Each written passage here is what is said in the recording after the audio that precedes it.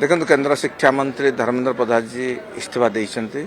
सी morale ground इस्तीफा देते माने देशर सबू जगार पेपर लीक ठार आरंभ कर बहुत प्रकार कार्यक्रम चली पंजाब भी सबुआड़े किंतु जेन जी मैंने जोड़ा डिमांड रखिंट सम्मान दे देशर भविष्य में जेन जी मैंने पाठ भल ध्यान दिंतु से इस्तीफा दे जहाँ मुझ टीवी रु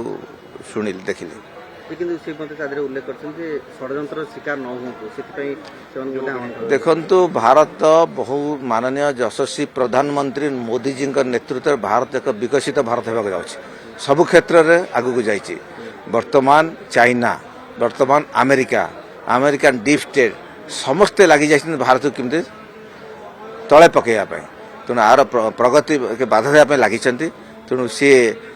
विभिन्न प्रकार कौशल आरंभ करके डीप स्टेट पूरा लगिकी विभिन्न प्लान कर जोटा कि से माने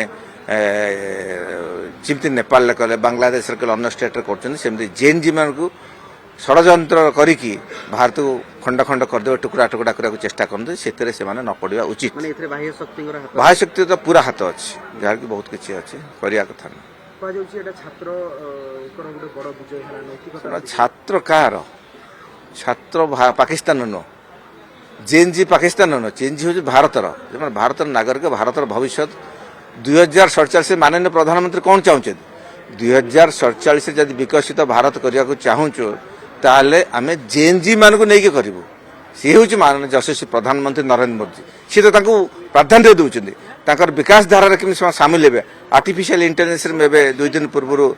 जोग देते गोटे कॉन्फ्रेंस रे जे स्टार्टअप योजना रे आर्टिफिशियल इंटेलिजेंस बहुत बड़ बड़ प्रोग्राम से करछन्ते माने देश गठन रे विकास धारा रे से माने लागिवा दरकार वैदेशिक शक्ति मान